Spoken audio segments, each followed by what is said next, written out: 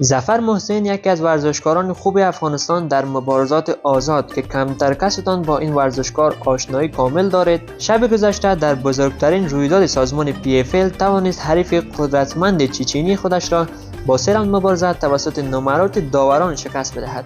واقعا یک رقابت عالی بود و توانست با قاطعیت حریف خودش را شکست بدهد.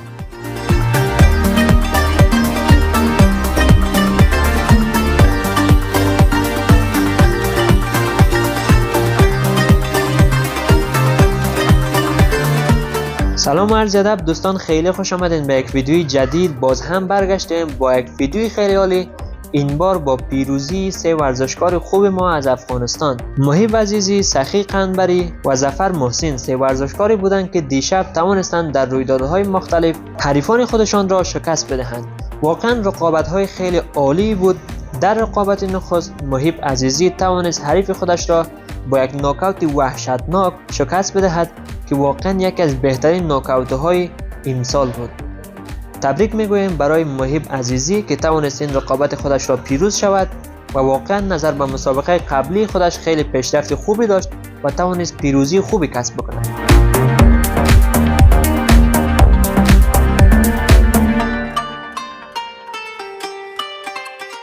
در رقابت دوم سخی قنبری توانست حریفی از گواتمالا را شکست بدهد.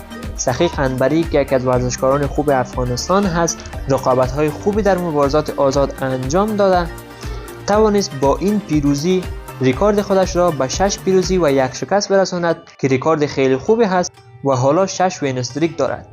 پس از درگیری که در فیساف سخی قنبری انجام شده بود، قنبری می‌خواست رقابت را در همان راند نخست تمام بسازد و خیلی هجومی رقابت خودش را آغاز کرد، ولی چون حریفش با تجربه بود نتوانست حریف خودش را ناکاوت و یا سبمیشن بکند و رقابت تا 3 راند طول کشید. 2 راند رقابت را سخی قنبری و 1 راند را حریفش پیروز شد و با نمرات داوران سخی قنبری توانست از کمربند خودش باز هم دفاع بکند. هایلایت رقابت را در چینل دوم براتون قرار دادم.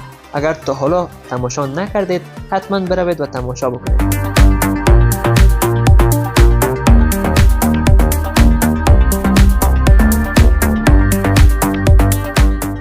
و در رقابت آخر که مهمترین رقابت دیشب بود، ظفر محسن توانست حسین کدیمگومایوف را شکست بدهد. واقعا یک رقابت عجیب بود.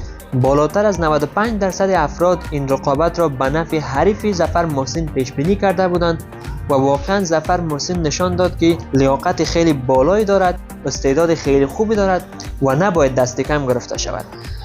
دفاع تک داون ظفر محسن خیلی عالی بود. توانست تک داون های حریف خودش را خیلی خوب دفاع بکند. در نخست 1-2 بار تک داون شد، ولی بعداً حریفش هر قدر تلاش کرد نتوانست دوباره تک داون بگیرد. برعکس ظفر محسن حریف خودش را تک داون میکرد، در زمین کنترل میکرد. واقعا این بزرگترین دستاورد ظفر محسن بود و در یکی از بزرگترین رویدادهای تاریخ سازمان PFL این رقابت برگزار شده بود.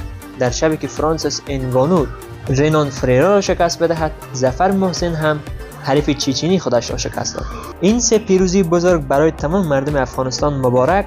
امیدوار هستم که همیشه همین گونه ورزشکارهای افغانستان پیروز و موفق باشند. تشکر از کسانی که این ویدیو را تا اینجا تماشا کردند. حتما برای حمایت از ورزشکاران افغانستان ویدیو را لایک کنین، کامنت بگذارین. این هم بود از ویدیوی امشب. تا ویدیوی بعدی که باز هم در خدمتتان قرار خواهیم گرفت. وقت همه‌تان بخیر. خدا نگهدار.